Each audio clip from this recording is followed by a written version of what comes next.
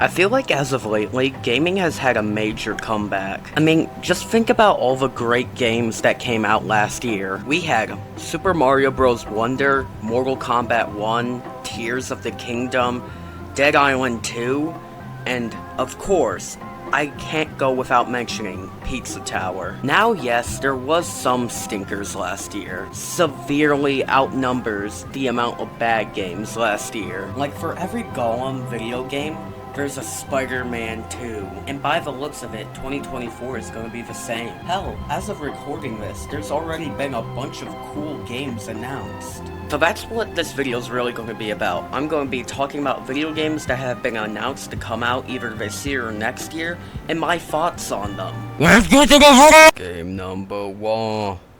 Killer Bean.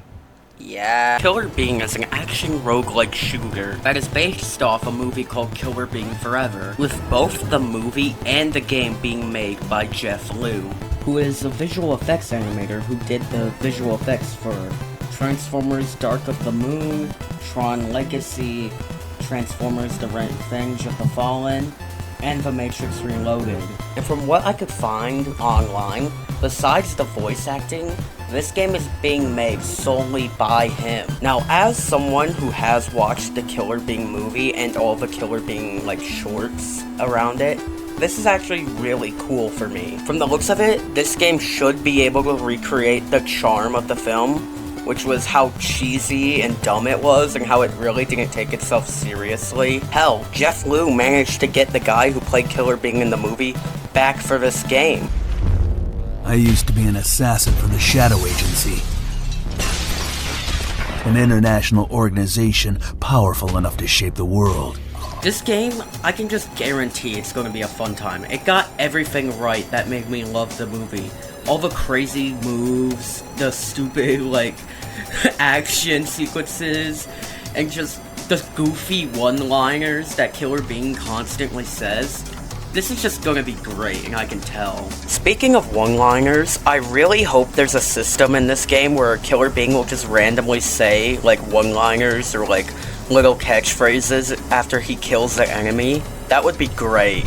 So overall, the Killer Bean official video game looks very promising, and I'll definitely be picking it up as soon as I can. And if you're like me and interested in this game, I would heavily recommend going over to the official Killer Bean channel, where Jeff Liu does a lot of devlog stuff where he talks about the game's development. Game number 2. Mouse. Squeak, squeak, squeak! I figured now is a good time to warn you guys that most of the games I'm going to be talking about in this video are shooters. Mainly because I like them. Oh, would you look at that? I made the audio crappy and the video black and white. Get it? Because I'm talking about a black and white shooter. And before you ask, yes, I'm going to be doing this joke for the rest of this segment. Anyways, Mouse is a first-person shooter in the style of old Rubber Hose cartoons. Stuff like Steamboat Willie, Oswald the Lucky Rabbit, Betty Boop, and Popeye. Now, there isn't much to go off of because there's only 2 trailers for the game, and both of them are pretty short. But from the looks of it, this game looks like it'll be really fun. Now, from the very brief description on the game's trailer, the game's going to be about you being a cartoon mouse fighting other cartoon mice in a crime-ridden city. The gameplay looks fun, the art style is great, and overall, I just really like the look of this game. I really, really hope that eventually we get more information on this game, because it looks very promising. Everything just looks so well done and accurate to that style of animation. And one thing I need to mention is the music. I really hope the music in the trailer is a snippet from the game, because I really like the little jazzy jingles they play through this thing. If you excuse me, I'm gonna go into another room and scream into a pillow for using the term jazzy jingles unironically. So overall, I think Mouse will be a very interesting game, and will be a very nice breath of fresh air in the oversaturated FPS genre. Finally, I get to take off that goofy vinyl filter. I mean, game number 3, Funko Fusion. Wait a minute, is that Freddy Fazbear? I'm pretty sure by now all of us know what Funko Pops are. But if you don't, they're these little vinyl pop figures that look like popular characters. So the people at Universal and Funko thought it would be a great idea to make a game based off of them. Now, I'm not fully sure if anybody watching this video will be aware of these games, but a while ago, there were two games called LEGO Dimensions and Disney Infinity. And Funko Fusion seems to be basically the same thing as those two games. Now, just like Funko Fusion, these two games were a mashup of a bunch of popular characters. And in the games, they would go on adventures and mess around and all that sort of stuff. So I'm assuming that Funko Fusion is going to be the same kind of thing. So yeah, overall, I think this game is just going to be an open world sandbox type games where you like battle monsters, maybe play around in a small little story, or something like that. And I severely doubt there's going to be any major campaign or storyline in this game because, like, what would that even be about? The following clip will be a dramatic recreation of what me and one of my siblings thinks the campaign of this game would be like if it had a major campaign. Once upon a time, there was a Funko Pop named...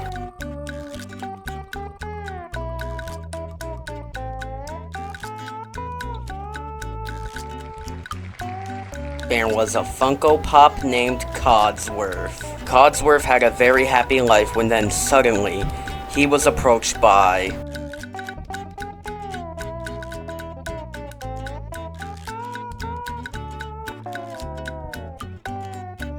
Codsworth, I know what you've been doing with my wife. You have codded your last word. I'm sorry, sir, I do not know who your wife is. Could you please tell me who they are? You know my wife.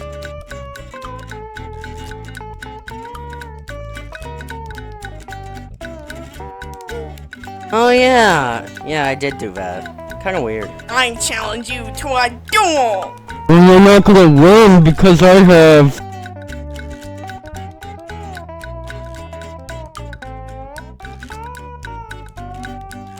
GG, I got the God of War on my side, bitch. Hey, what good? Meet the God of War, Kratos, yeah! These four men gather around a table to have the duel of the century. They pull out a mysterious box from the corner. What could it be? It's Jenga! Squidweed pulls the first Jenga piece. He collapses the tower. Oh, I lost! Please don't f my wife! While Squidweed pleaded, Kratos brought out his inner Vin Diesel. Nah, man. Family.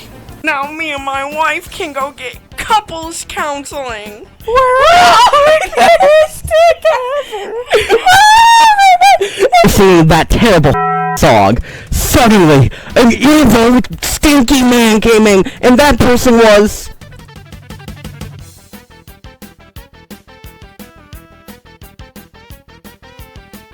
Omni-Man appeared, and he said, "F guys, f Jenga, I'm killing all of you."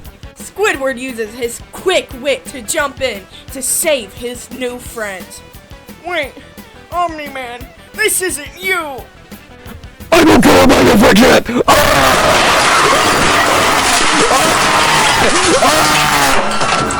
It appeared that Omni-Man had murdered Squidward. When then all hope seemed lost. When then suddenly Jason Voorhees appeared. You know, Squidward's wife from earlier, yeah? He pulled out the delete button, and Omni-Man faded from existence.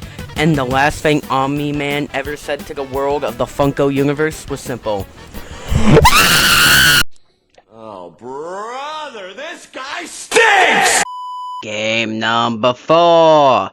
Dead Rising Remake.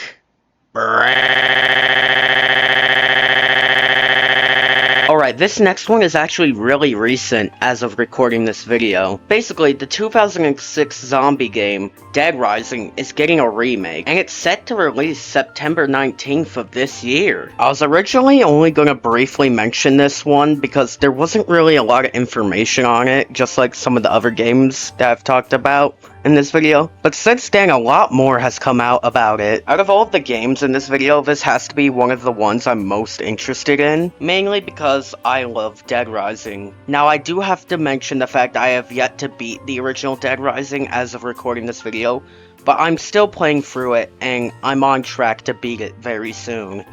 Hey, maybe when I do, I'll make a review on it or something. If you aren't aware of what Dead Rising is, here's a brief little explanation of what it is. You play as a journalist known as Frank West, who flies out to a town after hearing something weird was going on. He then quickly finds out that there's a zombie apocalypse going on throughout the town, so the guy flying him out there drops him off at a mall and promises to pick him up in 3 days. During those 3 days, Frank goes around the mall and tries to find out how the zombie apocalypse started, and basically what's going on. Now this game is actually really good. Again, I haven't gotten through the whole thing, but I've played through about the first half of the game. But still, the game is just really good. I mean, like, the music is good, the characters are likable, the gameplay is fun, the fact that you can literally use anything in the mall as a weapon makes it so much fun to explore and find new things to use as weapons. But at the same time, the game just has a lot of issues, such as the fact you can't move when shooting a gun, and the AI is truly terrible. And by that I mean the side missions where you have to save survivors and lead them back to the safe house are just like barely functional. Like, the AI will get stuck on everything and will sometimes just refuse to move. But thankfully, it has been confirmed that these issues will be fixed in the remake, along with a bunch of other changes to how Frank controls, and of course, tons of graphical changes. All this really makes me happy to hear, because it really does seem like the people behind this game genuinely care about keeping the game's core the same, which is always what you want from a remake.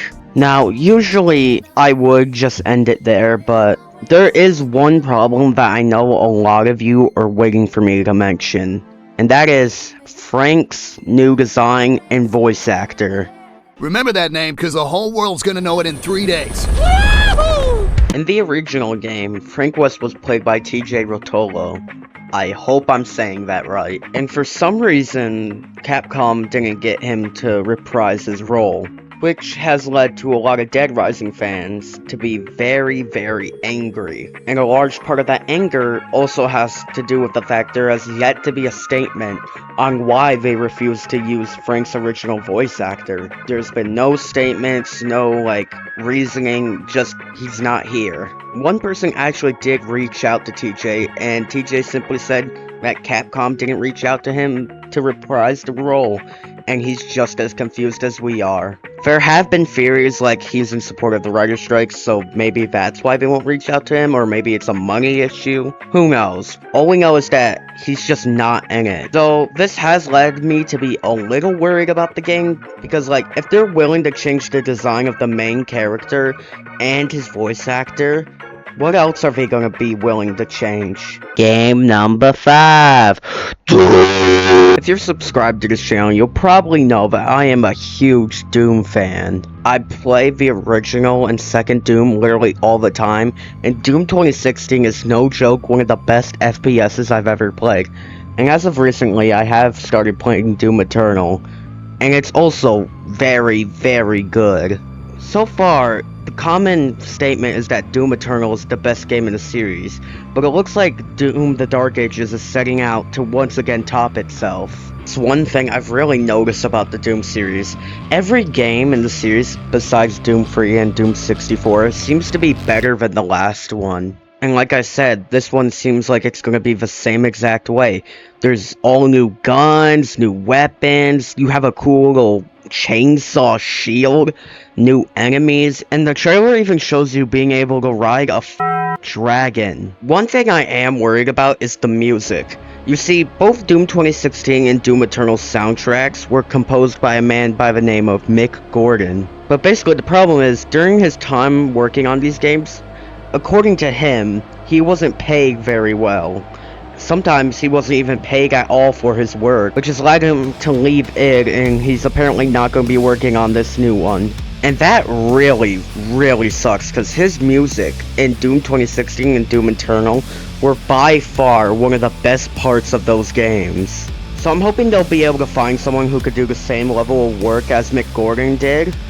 and actually pay them this time. But besides all that, I really do think Doom The Dark Ages will be a success because, I mean, just look at it. How can it not do well or be good? But we are talking about Bethesda here, and as we all know, as of lately, Bethesda hasn't had the best track record, but they have been treating Doom very well. And that's about all I have to say about this new Doom game. There really isn't much more besides just one trailer and a few articles about it. So hopefully we'll get some more news soon, but who knows. Final game! GTA 6! Alright, before anyone says anything, I am very aware that I'm very, very late to talking about GTA 6, but I'm still gonna talk about it anyway. I am not joking when I say seeing the GTA 6 trailer drop was one of the most surreal experiences of my life. For a while, I didn't even think this game was gonna be made. Just like Doom The Dark Ages, there isn't a lot of information to go off on this game, so this segment is going to be pretty short. But I literally could not make an upcoming video game video without mentioning GTA 6. Now, the first thing that caught my eye about this trailer is the fact that it's taking place in Miami, which is very, very cool for me because GTA Vice City also takes place in Miami, and that's one of my favorite GTA games. It's also the same place Hotline Miami takes place, which is a game that I'm planning to cover very soon. Hell, I'm using music from Hotline Miami in the background right now. One thing I'm very worried about is, how is this game going to top GTA 5? Because GTA 5 was no joke one of the best video games I have ever played. I have played through the entirety of the GTA 5 campaign, and no joke, it is one of the best video game campaigns I have ever experienced. So I'm not fully sure if Rockstar is going to be able to top themselves once again. But that's really the only worry I have for this game. And I need to say this right now, I am so tired of hearing people complain about the fact that this game is going to come out in 2025. Do you guys want another Cyberpunk situation? Do you want every game to just be rushed in a crapshoot? Because that's what happens when we force games to come out sooner just because you want them to come out sooner. We need to let game developers have the time to make games good. GTA 5 took about 8 years to make, and again, like I said earlier, it's one of the best video games I've ever played. So just let the developers do their things and take the time to make this game good, because if we don't, we are going to get a glitchy, buggy, unplayable mess that everyone's going to then get mad at the developers for, and not even realize that they're the reason so many games nowadays are half-baked and rushed. I know I'm coming off as super pissy, but this whole situation really, really annoys me, because this happens in games constantly. People see a cool game idea that they like, so instead of waiting patiently for a good game, they rush it out and get mad when they get a bad game. But now that I think about it, it really doesn't matter, because no matter what happens, this game is going to make a bajillion dollars. And, yeah, that's all I really have to say.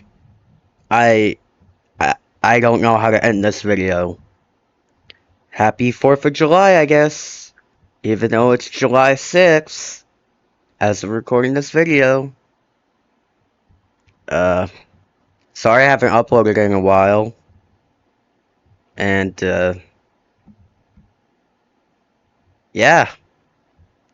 Subscribe if you like this video. Or if you don't, then don't. Yeah.